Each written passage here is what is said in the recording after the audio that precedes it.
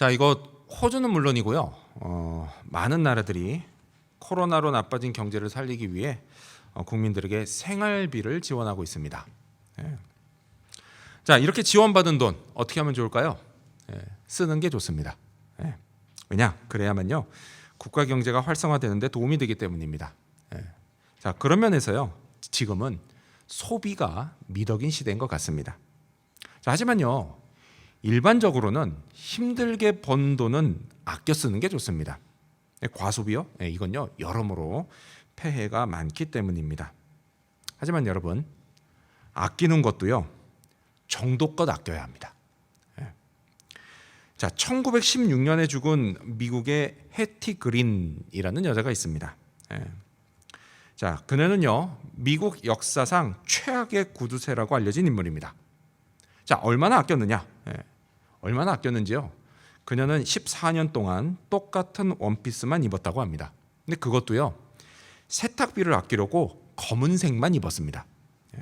자기만 그렇게 입은 게 아니라요 자식들도 그렇게 입혔습니다. 자, 그리고 먹는 거는요 음식을 이게 데피는데 돈이 든다고 평생 차가운 오트밀만 먹었다고 합니다. 심지어요 아들이 다리를 다쳤는데 병원비를 아끼겠다고 병원에 안 보냈다가 결국 다리를 절단하고 말았습니다. 자, 자식들이요 이런 엄마에게 얼마나 상처를 받았는지요 출가한 후에는 죽을 때까지 얼굴도 보지 않았다고 합니다. 그러니 남들은 어떻겠습니까?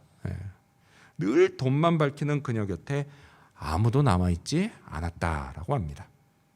자, 그런데 더 놀라운 건요 이 해티 그린이 죽은 이유입니다. 어떻게 죽게 되었느냐? 자, 85세 때 그녀는요 우유값을 깎겠다고 실랑이를 벌이다가 실수로 넘어져서요 그렇게 죽었습니다. 갑자기 죽었어요. 근데 그렇게 죽은 그녀가 남긴 재산이 얼마였는지 아십니까? 당시 돈으로요 1억 달러였습니다. 역시 안 놀라시는군요. 이게 오늘날로 환산하면요 22억 달러, 약 2조 4천억 원이었습니다. 근데 이에 반해서 그녀가 그때 깎으려고 했던 우유값이 얼마인지 아세요? 고작 5센트였습니다. 이렇게 해티 그린은요 가진 게 많았지만 늘 궁핍하게 살았습니다.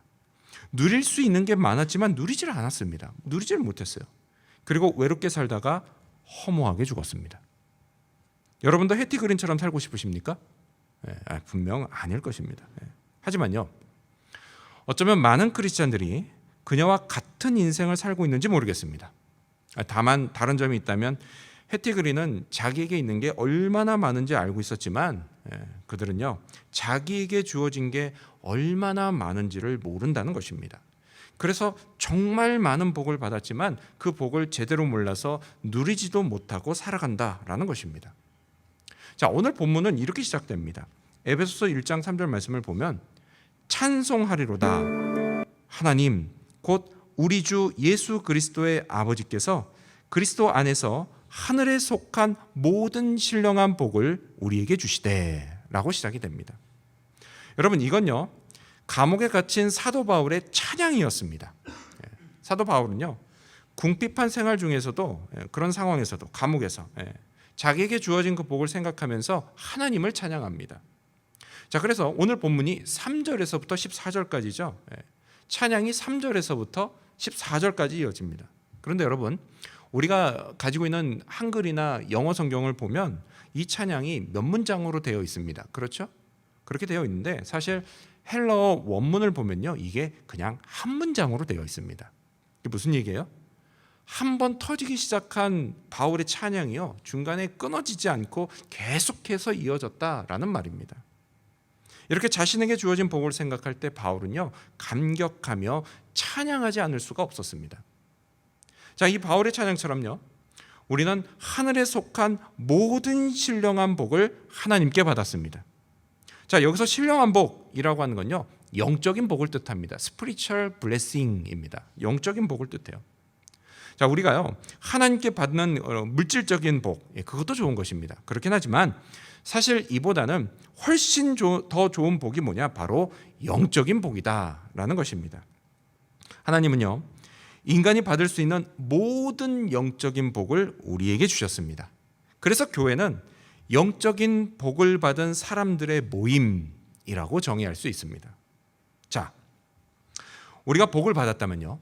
근데 그것도 풍성히 받았다면 우리는 그 복을 누려야만 합니다. 그리고 이를 위해서 우리는 먼저 우리가 무슨 복을 받았는지를 알아야 합니다. 바울은요, 이 복을 성부, 성자, 성령 삼위일체 하나님이 주시는 복으로 각각 구분해서 찬양합니다. 자, 그렇다면 바울이 감격하며 찬양했던 그 하늘에 속한 모든 신령한 복, 오늘 우리에게 주어진 복은 과연 무엇일까요? 먼저 첫 번째로 성부 하나님으로부터 우리는 선택되어 자녀가 되는 복을 받았습니다. 먼저 첫 번째로요, 우리는 성부 하나님으로부터 선택되어 자녀가 되는 복을 받았습니다. 자, 하나님은요, 우리를 선택하셔서 그래서 우리가 하나님의 자녀가 되게 하셨습니다. 우리 가져오신 성경 같이 읽어볼까요? 에베소서 1장 4절입니다. 가져오신 성경 에베소서 1장 4절입니다. 네, 읽습니다. 시작. 곧 창세전에 그리스도 안에서 우리를 택하사 우리로 사랑 안에서 그 앞에 거룩하고 흠이 없게 하시려고. 아멘. 자, 여러분, 하나님이 우리를 선택하셨다라고 합니다. 자, 이렇게 하나님이 우리를 선택하셨다는 것, 여러분, 이게 우리에게 얼마나 큰 복인지 모릅니다. 왜냐? 그 선택은요, 사랑을 의미하기 때문에 그렇습니다. 성경은요, 우리가 하나님의 사랑 안에서 또는 하나님의 사랑으로 선택받았다라고 말씀합니다. 자, 오늘날 현대인들은요, 누가 날 좀 선택해 줬으면 하는 바람이 가득합니다. 일자리를 찾는 사람들은요, 사장님의 선택을 받고 싶어 합니다. 그리고 요즘은요, 일손이 워낙에 구하기가 힘든 때죠. 이런 때는 반대로 사장님이요, 구직자들의 선택을 받고 싶어 합니다. 또 젊은이들은요, 흠모하는 사람의 선택을 받고 싶어 합니다. 사춘기를 둔 부모님들은 자기 자녀가 친구들보다는 부모인 자기를 선택해 주기를 바라기도 합니다. 또 어떤 분들은요, 사교 모임이 자기를 선택해 주기를 바라기도 합니다. 자, 이렇게 우리는 누군가로부터 선택을 받기 위해서 많은 노력을 기울입니다. 하지만요, 그것이 항상 결실을 맺는 것은 아닙니다. 때로 우리는요, 거절을 당하고 그래서 상심할 때가 있습니다. 그래서 때로는 이 슬픔을 견디지 못하고 우리는 우리 자신이 나는 쓸모없는 존재가 아닌가? 이런 생각을 하기도 합니다. 그래서 이것 때문에 그렇지 않아도 가뜩이나 낮은 자존감인데 이 자존감이 더 낮아져 버립니다. 하지만 여러분, 이것을 기억하시기 바랍니다. 우리가 그리스도 예수 안에 있으면 우리는 하나님께 선택을 받은 사람들입니다. 하나님이 사랑하시는 사람들이다라는 거예요. 여러분, 우리를 선택하신 하나님이 어떤 분이시죠? 하나님은 어떤 분이세요? 여러분, 하나님은요, 세상을 창조하신 분이십니다. 만물의 주인이십니다. 역사의 주관자이십니다. 그리고 모든 것을 합력해서 선을 이뤄내시는 전능하신 하나님이십니다. 바로 그 하나님이 저와 여러분을 선택하셨습니다. 따라서 여러분, 설령 누군가로부터 그리고 또는 회사나 사교 모임으로부터 선택을 받지 못했다고 해서 너무 좌절하지 마시기를 바랍니다. 여러분, 우리는요, 훨씬 더 높고 훨씬 더 좋은 하나님께 선택받은 정말 가치 있는 사람들이라는 사실을 기억하시기 바랍니다. 그렇다면 여러분, 하나님이 우리를 선택하신 이유는 뭘까요? 그건요, 우리를 하나님의 자녀가 되게 해주시려는 것이었습니다. 자, 우리 성경 계속 같이 읽어볼까요? 에베소서 1장 5절입니다. 네, 에베소서 1장 5절 말씀 읽겠습니다. 시작. 그 기쁘신 뜻대로 우리를 예정하사 예수 그리스도로 말미암아 자기의 아들들이 되게 하셨으니. 아멘. 이 말씀대로요, 하나님은 우리를 선택하셔서 우리가 그리스도 안에서 하나님의 아들들, 그 여자분들은 뭐예요? 딸들이 되게 하셨습니다. 성경은 뭐라 그래요? 성경은요, 하나님이 이걸 기뻐하신다라고 말씀합니다. 따라서 여러분, 지금 우리는요, 하나님이 기뻐하시는 양자와 양녀들입니다. 아멘? 아멘. 그렇습니다. 자, 그런데요, 우리가 양자다, 양녀다 이렇게 말을 하니까 어떤 분은 그럼 친자식만큼은 안 되네요. 이렇게 말씀하시는 분이 있습니다. 이 말씀 어떻게 생각하세요? 여러분, 이 말은요, 사실 반은 맞고 반은 틀린 말입니다. 자, 뭐가 맞냐? 반이. 우선요, 아무리 자녀라고 해도요, 하나님의 아들이신 예수님, 그리고 우리는요, 이 존재의 격이 다릅니다. 존재의 격이 다른 측면에서 이게 반은 맞는 말이에요. 맏아들 대신 예수님 어떤 분이세요? 그분의 존재는 분명 창조주이십니다. 창조주이시고 우리는 여전히 뭐예요? 피조물입니다. 격이 달라요. 하지만 여러분, 이제 우리는요, 단지 피조물의 대우를 받는 것은 아닙니다. 뭐예요? 양자 양녀가 되면 대우가 달라진다라는 거예요. 하나님께서요, 우리를 친자식과 같은 대우를 해주신다라는 겁니다. 그런 대우를 받아요. 자, 이 성경이 쓰여지던 당시, 바울 당시의 로마의 입양법을 보면 양자로 선택된 사람은 친아들과 똑같은 대우를 받았습니다. 그래서요, 재산도 똑같이 물려받았습니다. 집안의 권세도 똑같이 누렸습니다. 심지어는요, 어떤 부모는 친아들이 아니라 양아들, 이 양아들에게 집안의 대를 잇게 하는 경우도 있었습니다. 왜 그랬을까요? 그럴 수밖에 없죠. 부모의 입장에서 볼 때는요, 자기 친아들은 선택의 여지가 없이 태어났습니다. 선택할 수가 없어요. 그냥 태어나는 겁니다. 임신되면. 근데 양아들은 뭐예요? 양아들은요, 자기가 신중하게 생각하고 또 생각하고 고르고 골라서 선택한 아들이에요. 그런 아들이었기 때문이에요. 여러분, 양자는요, 아무나 양자로 드리는 거 아닙니다. 어떤 사람을 양자로 드려요? 뭔가 탁월한 사람을 양자로 선택하는 겁니다. 그리고 그렇게 탁월한 그 양아들에게 집안의 대를 잇게 했다라는 것입니다. 당연한 거죠. 자, 그리고 또 로마법을 보면요, 이 로마의 법에 따르면 양자된 사람, 이 양자는 그 사람이 양자가 되는 순간부터 완전히 새로운 사람으로 취급이 되었습니다. 그래서요, 이전에 그가 누구였든지, 어느 집안 출신이었든지, 그가 어떤 신분이었든지, 이런 지난날의 모든 기록은 완전히 삭제가 됐고 이제 새로운 사람이 되었습니다. 비록 지난날에 그가 종이었어도 이제 사람들은 그를 오로지 양자된 새로운 신분으로 그 사람을 대했습니다. 이런 거 어디 보면 나오죠? 영화 배너 보면 이런 거 나옵니다. 배너 꼭 보세요. 너무 좋은 영화입니다. 자, 그런데 여러분, 성경이 말씀하시는 게 뭐예요? 우리가 하나님의 자녀가 되는 것도 이것과 마찬가지다라는 이야기를 하시는 겁니다. 성경은요, 이제 우리의 새로운 신분을 이렇게 선언합니다. 고린도후서 5장 17절 말씀 스크린 보시면서 같이 읽어볼까요? 읽습니다. 시작. 그런즉 누구든지 그리스도 안에 있으면 새로운 피조물이라. 이전 것은 지나갔으니 보라 새 것이 되었도다. 아멘. 뭐라고 하죠? 보라 새 것이 되었도다 라고 말씀합니다. 그렇습니다, 여러분. 그리스도 안에 있는 우리는 새 것입니다. 새 것이에요. 브랜드 뉴입니다. 완전히 새로운 거예요. 이전 것은 지나갔습니다. 지나갔고 하나님의 자녀라고 하는 새로운 피조물이 되었습니다. 양자의 신분이 주어졌습니다. 따라서 여러분, 우리는 이 새로운 신분으로 살아가야 합니다. 그래서 설령요, 누가 날 알아주지 않아도, 또 세상으로부터 거절을 당해도 너무 비관할 필요가 없다라는 겁니다. 왜요? 누가 뭐래도요, 그리고 무슨 일이 벌어져도요, 우리는 언제나 하나님의 선택을 받은 하나님의 자녀이기 때문입니다. 아버지 하나님, 우리 아버지 하나님은요, 자녀된 우리를 책임지고 키워주십니다. 필요를 채워주시고 돌봐주십니다. 또요, 부모가 자녀에게 하듯이 우리에게 인생을 가르치십니다.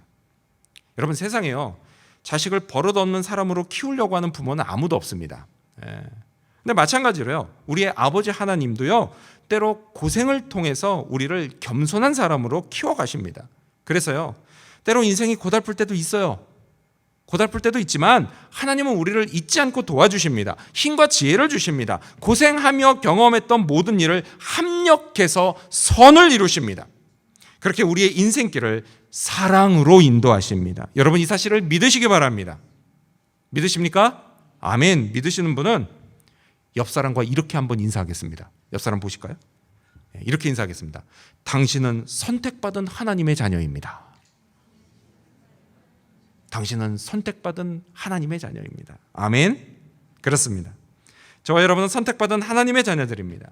이렇게 우리 교회는 선택받은 하나님의 자녀들의 모임입니다. 이 사실도 믿으시기 바랍니다. 이러한 믿음으로 성부 하나님을 찬양하는 저와 여러분이 되시기를 축원합니다. 두 번째로 성자 예수님으로부터 우리는 속량받아 죄를 용서받는 복을 받았습니다. 두 번째로 우리는 성부 예수님으로부터 속량받아 죄를 용서받는 복을 받았습니다. 자, 성자 예수님은요, 우리가 죄를 용서받을 수 있도록 우리를 속량, 옛날 성경에 보면 대속, 구속이라고 되어 있죠. 대속해 주셨습니다. 자, 우리 성경 읽어볼까요? 에베소서 1장 7절입니다. 여러분 성경 보시면서요. 에베소서 1장 7절입니다. 읽습니다. 시작. 우리는 그리스도 안에서 그의 은혜의 풍성함을 따라 그의 피로 말미암아 속량 곧 죄사함을 받았느니라. 아멘. 속량, 구속, 이게 무슨 뜻이냐? 값을 주고 다시 산다라는 뜻입니다. 뭐라고요? 값을 주고 다시 산다라는 뜻이에요. 자, 바울 당시에요, 로마에는 노예가 무려 600만 명이나 있었다고 합니다. 역시 놀라지 않으시는군요. 골드코스트 전체 인구가 약 60만 명입니다. 이거 한 10배 정도 되는 사람 숫자의 노예가 있었어요. 근데 여러분, 이 노예가요, 종의 신분에서 벗어나서 다시 자유를 얻기 위해서는요, 누군가가 그를 값주고 다시 사서 풀어줘야 했습니다. 이게 바로 속량의 뜻이에요. 속량. 근데 이 속량이요, 바로 우리가 성자 예수님께 받은 영적인 복입니다. 영적인 축복이에요. 죄에게 종로를 타던 우리가 속량받는 겁니다. 여러분, 죄가 뭔가요? 죄가 뭐예요? 죄. 근본적으로 죄는요, 창조주 하나님을 믿지 않는 겁니다. 다른 걸 믿어요. 뭘 믿어요? 내가 하나님 없이도 살 수 있다라는 걸 믿는 겁니다. 그게 죄예요, 여러분. 그래서 하나님과의 관계가 깨진 거예요. 그게 죄입니다, 여러분. 자, 이런 죄인된 인간은요, 필연적으로 죄를 짓고 죄의 종으로 살아갑니다. 그래서 주님도 이렇게 말씀하셨던 겁니다. 요한복음 8장 34절 말씀을 보면 예수께서 대답하시되 진실로 진실로 너희에게 이르노니 죄를 범하는 자마다 죄의 종이라. 아멘. 그렇습니다, 여러분. 우리도요, 죄의 종이었습니다. 내 마음속에 있는 죄성, 그 죄성에 이끌려서 죄를 지었습니다. 이로 인해서 늘 죄책감에 시달렸습니다. 마음에 평안이 없고 영혼은 안식하지 못했습니다. 사라지지 않는 슬픔, 그리고 해결되지 않는 문제들, 이거 안고 살아갔습니다. 그래서 육신과 안목의 정욕, 그리고 이생의 자랑을 쫓아서 인생을 허비하며 살았습니다. 그러다 결국에는요, 죽어요. 죽고 창조주 하나님의 심판대 앞에 서게 될 것이었습니다. 그리고 그 다음 뭐예요? 둘째 사망, 곧 지옥에 떨어지는 것. 그게 우리의 운명이었습니다. 근데 여러분, 이거 너무 무서운 일입니다. 남들이 그렇게 된다 생각하지 마시고 내가 그렇게 된다고 한번 생각해 보십시오. 얼마나 무서운 일입니까? 그런데 이 문제를요, 예수님이 해결하셨습니다. 예수님이 해결하셨어요. 우리를 속량해 주신 거예요. 이를 위해서 예수님이 어떻게 하셨어요? 십자가에서 보배로운 피를 그 속량값으로 치르셨습니다. 그래서 이 사실을 믿으면 죄를 용서받습니다. 하나님과의 관계가 회복되고 이를 통해서 하나님으로부터 오는 능력도 회복됩니다. 인생의 슬픔과 문제들이 해결되기 시작하고 진정한 평안과 안식을 얻게 됩니다. 더 이상 죄에게 종노릇하지 않아도 됩니다. 평생을 죄책감에 시달리지 않고 반대로 평생의 죄책감에 시달리다가 결국 지옥에 가는 그런 일이 없어진다라는 겁니다. 심판이 면제됩니다. 심판받지 않습니다, 여러분. 죄 문제에서 자유로워집니다. 여러분, 이게 얼마나 큰 복인지 아십니까? 아무리 돈을 많이 벌어도요, 아무리 좋은 직업을 가지고요, 아무리 좋은 집을 사고 명품을 사들여도요, 이 죄 문제는 해결되지 않습니다. 아무리 그렇게 보십시오. 영혼이 자유로워지나 절대로 자유로워지지 않습니다. 여러분, 이건요, 오직 성자 예수님만이 주시는 축복입니다. 근데 놀라운 건요, 우리가 이 큰 복을 은혜로 받았다는 사실입니다. 우리가 한 거요? 하나도 없어요. 아무것도 없습니다. 그런데 하나님이 성경의 표현대로 우리에게 거저 주셨다라는 겁니다. 놀랍지 않으십니까? 그런데 이만큼이나 놀라운 일이 또 있습니다. 그건요, 이제 하나님이요, 장차 벌어질 놀라운 일의 비밀을 우리에게 알려주셨다라는 겁니다. 종말에 관한 비밀이에요. 근데 그거를 오직 우리에게만 알려주셨습니다. 왜요? 그만큼 우리를 특별한 존재로 생각하시기 때문입니다. 얼마 전에 제 아내가 좋은 교양 프로그램 하나를 소개해 주더라고요. 보니까 좋은 연애 연구소장으로 계신 김지훈 소장님이라는 분이 나오셔서 강의하시는 TV 프로그램이었어요. 그게 어쩌다 어른이라는 프로더라고요. 이거 듣고 있는데 귀가 쫑긋 세워지는 말씀들을 하셨습니다. 너무 좋은 이야기를 해주시더라고요. 여러분들 나중에 한번 찾아서 보십시오, 유튜브에서. 자, 이분이 이런 얘기를 하셨어요. 어떤 집에 보면 아이가 셋인 집이 있습니다. 이렇게 아이가 셋 있는 그런 집은요, 그 집의 둘째는 첫째나 셋째보다 특히 더 잘해줘야 된다라고 하셨어요. 왜요? 둘째는요,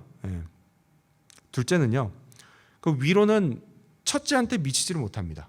아무리 자기가 용 쓰면 뭐합니까? 형 누나를 어떻게 이깁니까? 못 이기죠. 그 밑으로는요, 셋째한테 부모님 사랑을 죄다 뺏겨버렸습니다. 그러니까 늘 소외감을 갖고 살기 때문이라는 거예요. 그래서 부모님은 어떻게 해요? 특별히 둘째만 따로 데리고 나가서 맛있는 것도 사주면서 잘해줘야 된다, 이런 이야기를 하셨습니다. 그게 편애가 아니래요. 그게 정상이래요. 그렇게 해줘야 된대요, 둘째한테는. 공평한 거랍니다. 그게 공평한 거래요. 자, 그렇게요, 너는 특별한 존재라는 인식을 심어주라고 하셨습니다. 자, 그래서 둘째한테는요, 이런 말을 해주라고 하네요. 너한테만 주는 거야. 이런 얘기를 꼭 하랍니다. 너한테만 주는 거야. 근데 어쩌면요, 하나님이 우리에게만 비밀을 알려주신 이유도 마찬가지가 아닐까요? 자, 예수님이 맏아들입니다. 그렇죠? 그럼 우리는 뭐가 돼요? 맏아들. 첫째면 우리가 둘째가 되는 거예요. 아무튼 분명 우리는요, 하나님께 특별한 존재입니다. 그래서 하나님이요, 너한테만 알려주는 거야. 너한테만 알려주는 거야. 이렇게 하시면서요, 우리에게 비밀을 알려주십니다. 세상 사람들은 이걸 몰라요. 이 비밀을 모릅니다. 우리만 아는 거예요. 자, 그렇다면 그 비밀이 뭘까요? 우리 10절 말씀을 같이 읽겠습니다. 여러분 성경 보시면서요. 에베소서 1장 10절입니다. 읽습니다. 시작. 하늘에 있는 것이나 땅에 있는 것이 다 그리스도 안에서 통일되게 하려 하심이라. 아멘. 그 비밀은 바로 종말의 날 마침내 하늘과 땅에 있는 모든 것이 다 그리스도 안에서 통일되는 것입니다. 자, 이때 그리스도 안에 있는 모든 것들 사이의 차별은 완전히 없어집니다. 차별이 완전히 없어져요. 유대인과 이방인의 차별이 없고요, 신분의 차별도 없고, 성별의 차이도 없고, 나이의 차이도 없습니다. 빈부의 차별도 없고, 직업의 차별도 없고, 인종의 차별도 없습니다. 많이 배웠냐 적게 배웠냐의 차별도 없습니다. 외모의 차별도 없어요. 성격의 차별도 없습니다. 모두가 그리스도 예수 안에서 똑같습니다. 똑같이 구원받은 성도로서 하나님의 자녀들입니다. 여러분, 이 종말의 비밀이요, 먼저 나타나는 곳이 어디냐? 바로 교회입니다. 교회예요. 따라서 교회는요, 그리스도 안에서 차별이 없어야 합니다. 세상은요, 온갖 차별이 있습니다. 그래서 이것 때문에 상처받은 영혼들이 수도 없이 많습니다. 근데 그렇게 상처받은 영혼들이 비로소 안심하고 회복될 수 있는 곳, 그것이 바로 교회여야 합니다. 우리 모두는요, 예수 그리스도 안에 똑같은 성도들입니다. 머리 대신 예수님의 지체들입니다. 십자가의 보혈로 속량받고 제사함 받은 하나님의 자녀들입니다. 한 분 하나님 아버지를 모시는 형제 자매들입니다. 영적 가족 공동체예요. 여러분, 그게 바로 교회입니다. 그게 교회예요. 바로 지금 저와 여러분이 함께 만들어가고 있는 우리 교회의 모습입니다. 이를 위해 무엇보다 여러분, 성자 예수님을 통해 받는 속량과 죄사함의 축복을 누리시기 바랍니다. 회복된 관계를 통해 오는 하나님의 능력과 안식을 누리시기 바랍니다. 하나님께 내가 특별한 존재라는 사실을 기억하면서 어떤 상황에서도 희망을 잃지 않게 되기를 바랍니다. 그리고 종말의 비밀을 아는 자로서 날로 타락해가는 세상 속에서도 그리스도 안에 거하며 경건한 삶의 열매를 맺어가시기를 바랍니다. 이렇게 하늘에 속한 신령한 복, 그 복으로 충만한 삶을 살아갈 수 있게 되는 저와 여러분이 되시기를 축원합니다. 마지막 세 번째로 우리는 성령 하나님으로부터 인치심으로 보증받는 복을 받았습니다. 마지막 세 번째로 성령 하나님으로부터 우리는 인치심으로 보증받는 복을 받았습니다. 자, 바울은 마지막으로 성령 하나님을 찬양합니다. 우리 13절 말씀 성경 보시면서 같이 읽겠습니다. 13절 읽습니다. 시작. 그 안에서 너희도 진리의 말씀 곧 너희의 구원의 복음을 듣고 그 안에서 또한 믿어 약속의 성령으로 인치심을 받았으니 아멘. 자, 이 말씀을 보면요, 하나님은 우리가 구원받았다는 증거를 우리에게 약속하셨습니다. 그 약속이 뭐예요? 바로 성령으로 인치심을 받는 겁니다. 인친다라는 말이 뭐죠? 도장을 찍는다, 이런 말입니다. 도장을 찍는다. 네, 여러분, 이건요 고대 근동 지방에서 유래된 이야기입니다. 자, 한 번은요 알렉산더 대왕이 이집트에 특사를 파견했다고 합니다. 근데 이 특사가요 가면은 그래도 좀 이렇게 긴장 관계에 있는 나라니까 그냥 가면 안 되고 이렇게 군대를 대동하고 가고 이래야 되는데 군대를 대동하지 않았고요. 오직 알렉산더 왕의 도장이 찍힌 문서만 가지고 갔답니다. 자, 그리고 그걸 딱 보여주면서 이집트 왕에게 앞으로 알렉산더 대왕에게 도전하는 행위를 하지 마라고 요구했답니다. 자, 그러자 그 말을 들은 이집트 왕이요, 잠깐 좀 생각할 시간을 달라, 이렇게 얘기를 했다고 하네요. 그랬더니 이 특사가 그 왕에게 다가가서 왕을 중심으로 땅에 동그라미를 그리고 이렇게 말했다고 합니다. 당신이 대답하기 전까지는 이 원 밖으로 절대 못 나갑니다. 여러분, 이게 얼마나 대담한 행동인가요? 대담한 행동이죠. 정말 용감한 행동입니다. 아니, 어떻게 이런 권세를 발휘할 수 있을까요? 이유는 단 하나예요. 바로 그가 가진 문서에 찍힌 알렉산더 대왕의 도장이었습니다. 도장은요 소유권을 뜻합니다. 또한 권세를 뜻합니다. 따라서요 이 특사는 알렉산더 왕의 사람이었고, 그래서 특사를 건드리는 건 곧 알렉산더 왕에게 도전하는 것이었습니다. 자, 그런데 여러분, 성령으로 인치심을 받은 우리도 마찬가지입니다. 여러분, 우리는요 하나님의 것입니다. 아멘. 그래서요 우리를 건드리는 건 곧 하나님께 도전하는 것입니다. 자, 그렇다면 여러분, 누가 우리를 건드릴까요? 바로 사탄입니다. 사탄이에요. 사실 사람들은요 우리가 성령으로 인침 받은 거 잘 모릅니다. 왜죠? 인간은 육적인 존재이기 때문이에요. 근데 이 도장은 영적인 도장이거든요. 성령의 도장이거든요. 그걸 잘 몰라요, 사람들은. 하지만 여러분, 반대로요, 그럼 영적인 존재인 사탄을 알까요, 모를까요? 분명히 알죠. 분명히 압니다. 그래서요 성령으로 인치심을 받은 사람이 누구인지 이 사탄이 알고요, 그래서 아직 인치심을 받지 못한 사람은 도장 못 받게 하려고 여러 가지 방해를 합니다. 자, 13절에서요 성령의 인치심을 받기 위해 뭐가 먼저 필요하다고 말씀하죠? 우리 13절 말씀 다시 읽어볼까요? 여러분, 성경 보시면서. 있습니다. 시작. 그 안에서 너희도 진리의 말씀 곧 너희의 구원의 복음을 듣고 그 안에서 또한 믿어 약속의 성령으로 인치심을 받았으니 아멘. 인치심을 받기 위해서 뭐가 필요하다고요? 먼저 진리의 말씀 곧 구원의 복음을 듣고 믿어야 합니다. 그래야 인치심을 받을 수 있어요, 성령으로. 자, 그래서요 사탄이 불신자들은 어떻게 해서든 복음을 듣지 못하게 막습니다. 또요 교회를 출석하고는 있긴 하지만 아직 믿음이 없는 사람, 그런 사람도요 어떻게 해서든 들어야 할 복음의 말씀을 듣지 못하게 해방을 합니다. 또한 사탄은요 이미 성령으로 인치심을 받은 사람을 믿음이 약해지게 만들려고 합니다. 그래서 어떻게 하는지 아십니까?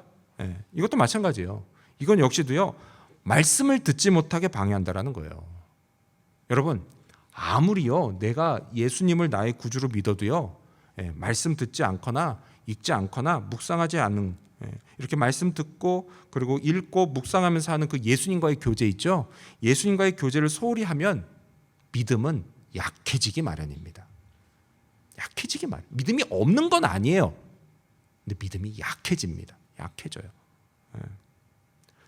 따라서 여러분, 혹시 여러분들 중에 자기 믿음이 약해서 고민하시는 분이 있으십니까?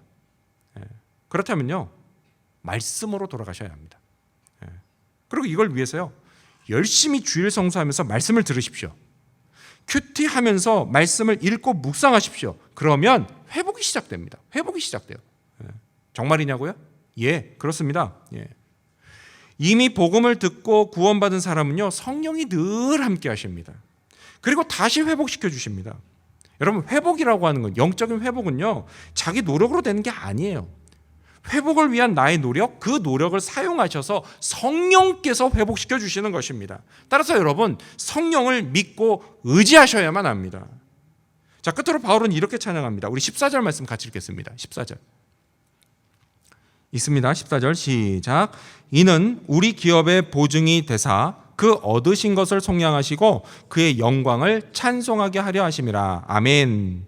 뭐라고요? 성령님은 우리 기업의 보증이 되신다라고 합니다. 자, 앞서 11절에 이런 말씀이 있어요. 11절에 보면은 모든 일을 그의 뜻에 결정대로 하시는 이의 계획을 따라, 하나님의 계획을 따라 우리가 예정을 입어 그 안에서 기업이 되었으니 라고 말씀합니다. 여러분, 뭐라고요? 하나님이요, 우리를 그리스도 예수 안에서 하나님의 기업이 되게 하셨다라고 말씀합니다. 기업을 준다라고 하지 않으셨어요. 우리가 기업이 되는 겁니다. 우리가 기업이 되는 거예요. 여러분, 기업 다른 말로 뭐예요? 영어 성경 보면 딱 나와요. 유산 이렇게 나옵니다. 유산이에요. 여러분, 유산이 뭐예요? 곧 소유입니다. 소유권이에요. 소유권. 예. 그 말은 뭐예요? 성경은 분명히 말씀하시죠. 우리가 하나님의 유산, 곧 하나님의 소유다라고 말씀하는 겁니다. 그렇습니다, 여러분. 비록 때로는요, 약한 믿음으로 경건하게 살지 못해요. 그렇게 살기도 하고, 또 심지어는 방황하기조차 할 때에도요, 우리는 여전히 하나님의 기업, 하나님의 소유입니다. 이 사실은 변함이 없습니다. 우리는요, 성령이 보증하시는 하나님의 진짜 자녀들입니다. 우리는요, 이걸 잊어버리고 살 때도 있어요. 그렇긴 하지만 하나님은 결코 이걸 잊어버리지 않으십니다. 그래서요, 우리가 다시 하나님 앞에 나오면, 다시 말씀과 기도로 살기 시작하면 성령께서 우리를 회복시켜 주십니다. 우리가 다시 하늘에 속한 신령한 복을 누리며 살게 하십니다. 그것도요, 조금 이렇게 맛보게 하시는 게 아니라 피부로 느껴질 만큼 확실하게 복을 주십니다. 따라서요, 우리 안에 거하시는 성령, 이 성령이야말로 우리에게 정말 좋은 복이 아닐 수가 없습니다. 이 사실을 믿고 성령님을 의지하시기를 바랍니다.